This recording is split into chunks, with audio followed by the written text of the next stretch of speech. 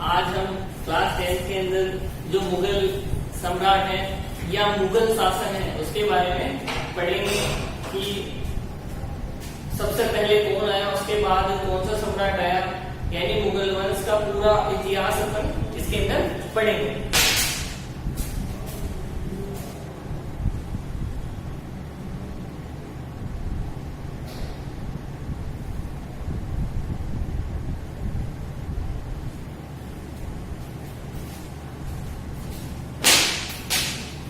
सबसे पहले आप लोगों को ये पता होना चाहिए कि मुगल वंश का संस्थापक कौन था। देखो अपन जब मुगल वंश पढ़ रहे हैं या मुगलों का इतिहास पढ़ रहे हैं तो सबसे पहले हमें ये याद होना चाहिए कि मुगल साम्राज्य का संस्थापक कौन था। तो सबसे पहले जो ये हेडिंग दे देगी सबसे पहले कि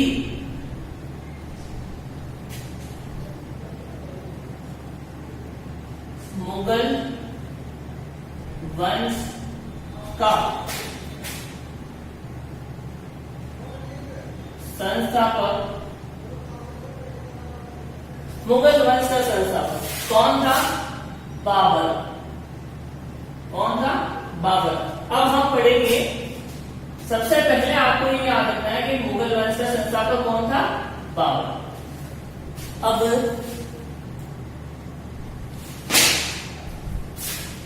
हम मुगल वंश के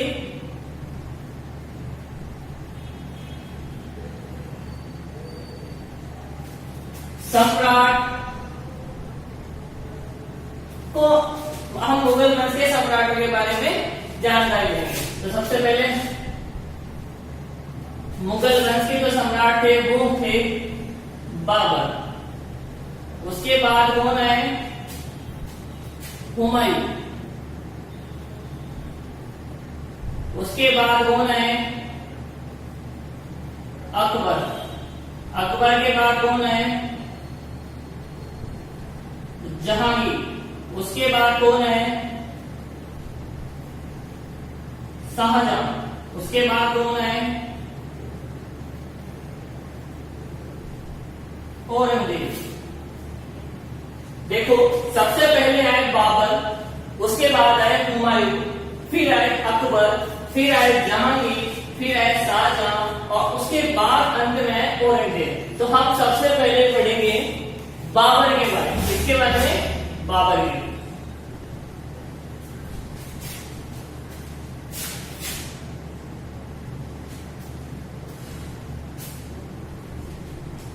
इसका काल था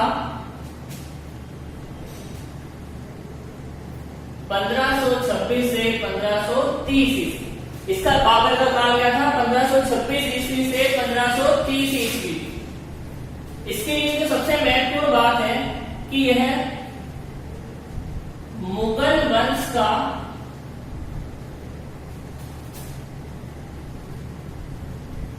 संस्थापक था। बाबर कौन था? मुगल वंश का संस्थापक। इसके बाद यह तैमूर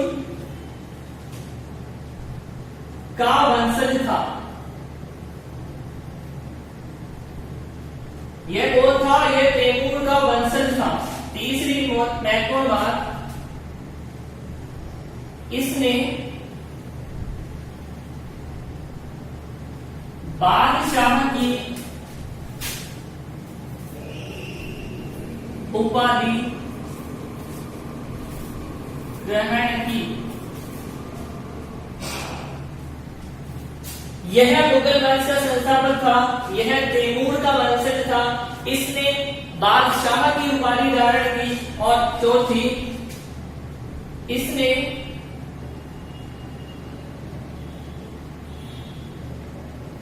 खानवा के युद्ध में, इसने खानवा के युद्ध में जो हुआ था 1527 ईस्वी में, इसने खानवा के युद्ध में राणा सांगा को, इसने खानवा के युद्ध में राणा सांगा को पराजित किया।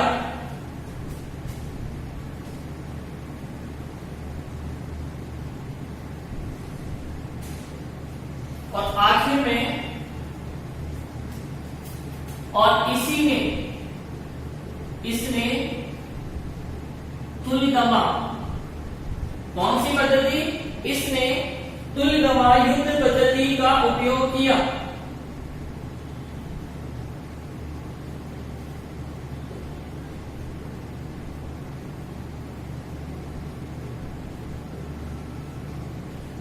इसने तुलगमा युद्ध पद्धति का उपयोग किया। इसकी मृत्यु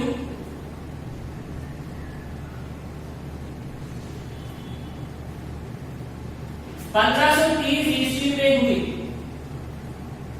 यानी देखो बाबर के बारे में हम पढ़ रहे हैं, उसकी जो इंपॉर्टेंट जानकारियों मैंने आपके सामने लिखी है कि ये मुगल वंश का संस्थापक था, एक तैमूर का वंशज था। इसने बादशाह की उपाधि धारण की। इसने खानवा के युद्ध में राणा सांगा को पराजित किया। इसने तुलगमा युद्ध पद्धति का उपयोग किया। इसकी मृत्यु 1530 ईस्वी में हुई। इसके बाद हम पढ़ते हैं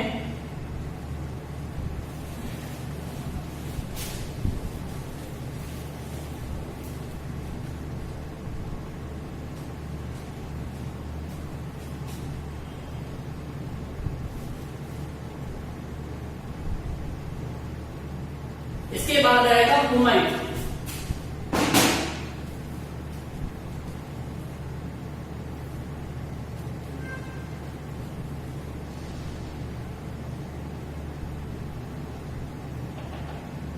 हुमायूं का काल था 1530 ईस्वी से 1556 ईस्वी। क्या था हुमायूं का काल? 1530 ईस्वी से 1556 ईस्वी। इसके अंदर हुमायूं ने जो सबसे इंपॉर्टेंट बात, हुमायूं से शपथ लेकर कि यह बाबर का पुत्र था।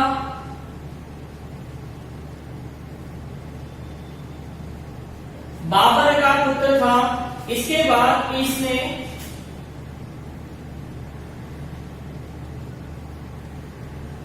दीपना नामक पुस्तकालय, इसने दीपना नामक पुस्तकालय एवं शहर का निर्माण करवाया।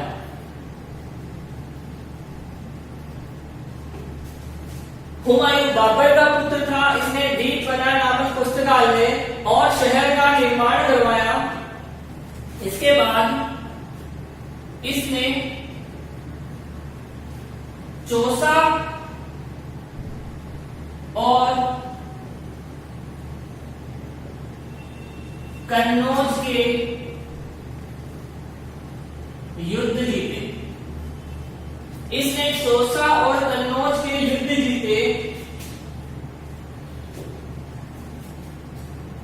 चौसा के युद्ध में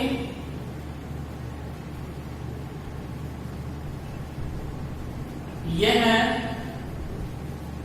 शेर खां से हार गया था।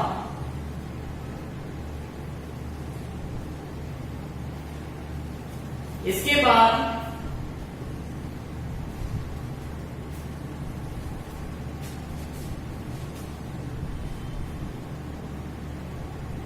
1556 ईस्वी में हुमायूं की मृत्यु हो गई।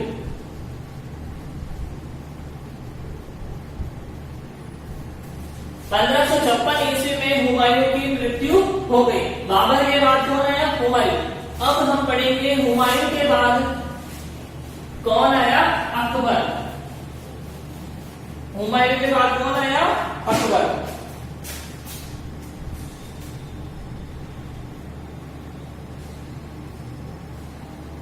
अकबर का काल है 1556 ईस्वी से 1605 ईस्वी।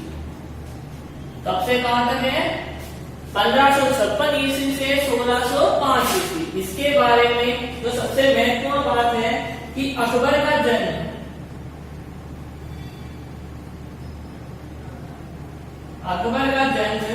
पाकिस्तान के अमरकोट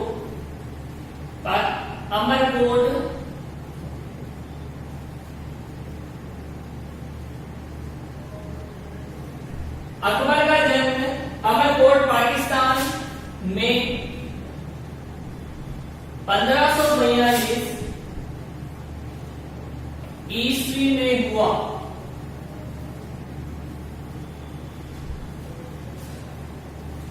इसके बाद अकबर का राज्याभिषेक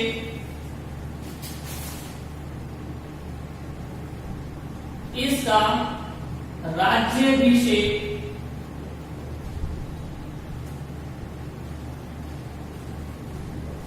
बैरम खान ने किया।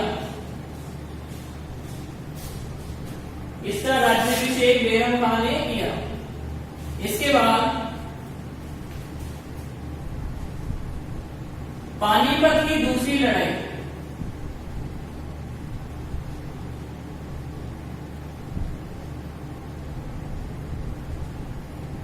पानीपत की दूसरी लड़ाई हेमू और बैरम खान, हेमू और बैरम खान के मध्य हुई, जो हुई 5 नवंबर 1556 ईस्वी में। पानीपत की दूसरी लड़ाई 5 नवंबर 1556 ईस्वी में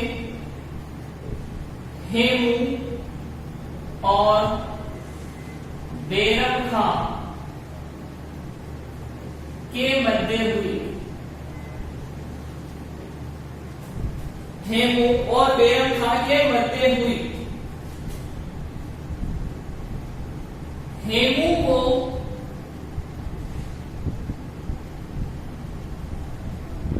विक्रमजीत की उपाधि, विक्रमजीत की उपाधि दी गई। हेमू को विक्रमजीत की उपाधि दी गई। इसके बाद अकबर ने 1575 में, देखो अकबर के लिए क्या था, अकबर का जन्म अमरकोट पाकिस्तान में 1542 ईस्वी में हुआ। इसका राज्याभिषेक बैरम खान ने किया। पानीपत की दूसरी लड़ाई 5 नवंबर 1556 में हेमू और बैरम खान के मध्य हुई। हेमू को विक्रमाजीत की उपाधि दी गई। 1575 ईस्वी में अकबर ने इबाबत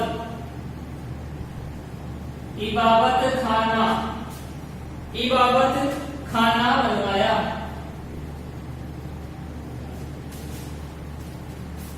1575 ईस्वी में अकबर ने इबाबत खाना बनवाया। इसके बाद हम पढ़ते हैं जहांगीर के बारे में।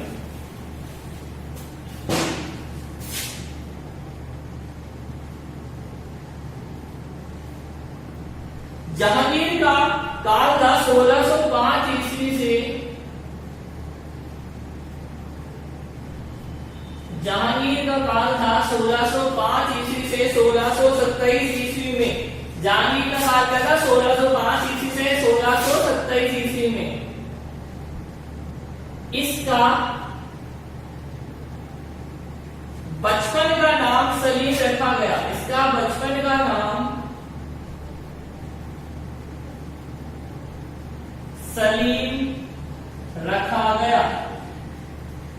इसका बचपन का नाम सलीम रखा गया। इसने 1599 ईस्वी में अकबर के विरुद्ध संघर्ष किया। इसने 1599 ईस्वी में अकबर के विरुद्ध संघर्ष किया। 1605 ईस्वी में जहांगीर का राज्याभिषेक,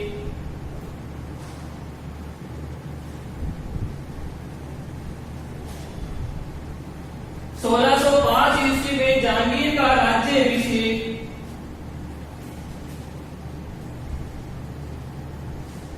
आगरा के किले में किया गया। इसका बचपन का नाम सलीम था। इसने 599 ईस्वी में अकबर के विरुद्ध संघर्ष किया। 1605 ईस्वी में जहांगीर का राज्याभिषेक आगरा के किले में किया गया। इसके बाद इसने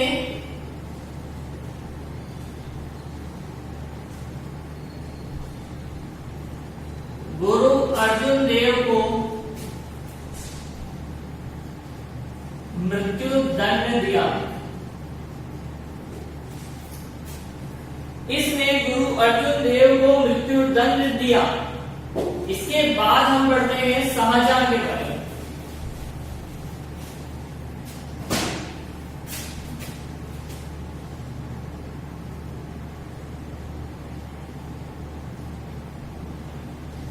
शाहजहां का काल था 1627 ईस्वी से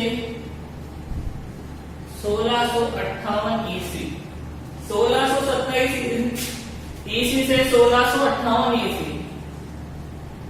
इसके बचपन का नाम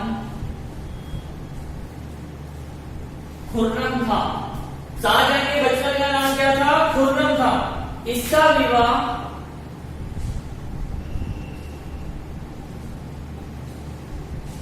शाहजहां के बचपन का नाम खुर्रम था।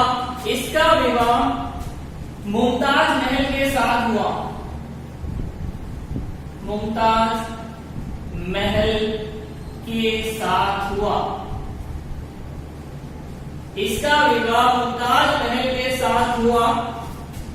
इसका राज्याभिषेक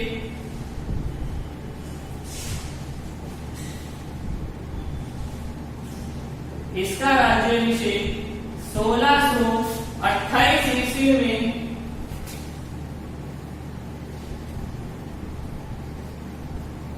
आगरा के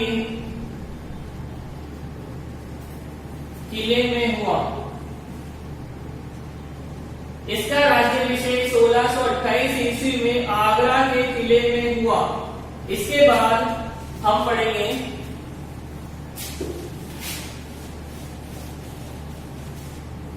औरंगजेब।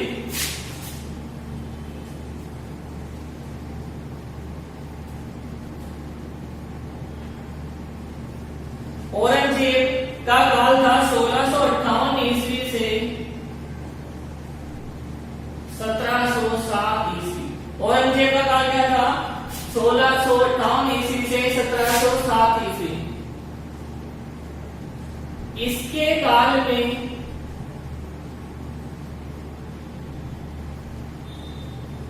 महत्वपूर्ण संधि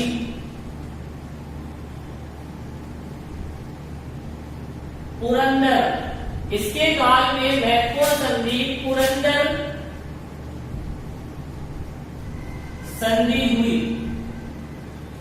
यह संधि शिवाजी और यह संधि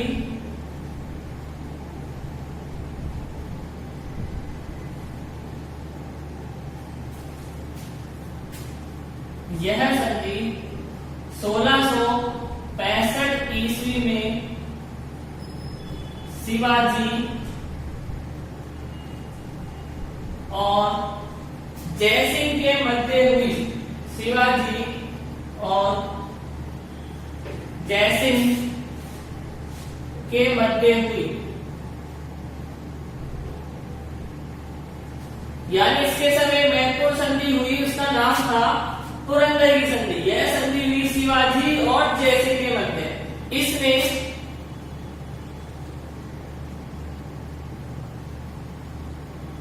सिखों के गुरु तेज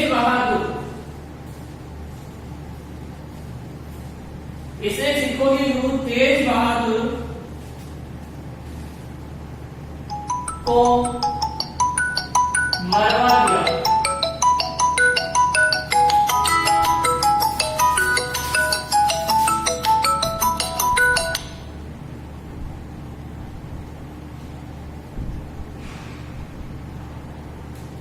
इसने सिखों के गुरु तेज बहादुर को मरवा दिया।